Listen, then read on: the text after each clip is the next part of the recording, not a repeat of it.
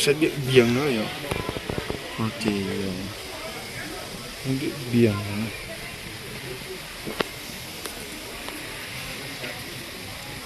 Một chùa thì sao sắp tới lắm.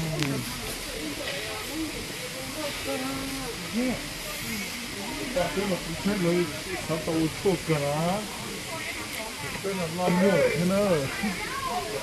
Bắt chơi trên tủ nữa.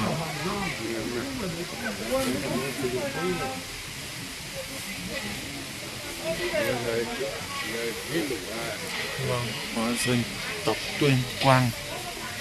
Cho nên rất tuyệt quang vậy, chờ chúng ta mới từ tiếng này.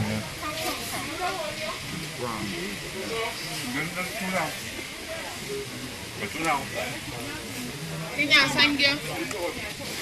Cái nhà kia, cái nhà là gì đấy? Bắt cả.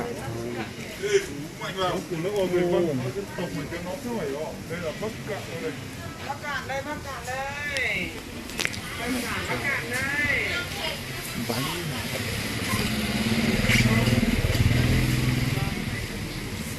Cái bánh nướng đi ăn xem nào. Được. Mua bánh nướng đi chú. Bánh nướng 15.000 một túi thôi. Lấy một túi bánh nướng cho anh em ăn thử thế nào. À đây cho em ăn thử đây. Không mua tí đi ngồi rồi ăn. À tí đây mua một túi thôi. Mua một túi hả? Sao mua hẳn 2 túi em chị đi. Mua quá phải mua 2. Em ạ, sao mua hẳn 2 túi đi. Chỉ có 30.000. Vâng cái túi kia về đây thôi. Đây. Gửi các em. Mỗi em một túi đi là 20 túi đi nhỉ? Em lấy một túi thôi chị ạ, là đủ ăn được 4-5 người không?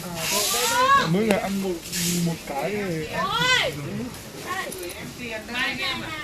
Ba anh em đi cùng nhau mà. Cái chỉ gửi em nhá, cảm ơn các em nhiều nhá.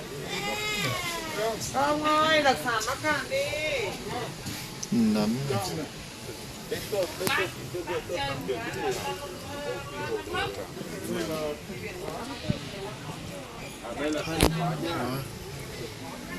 Đây à, có dâu nữa, có bí này.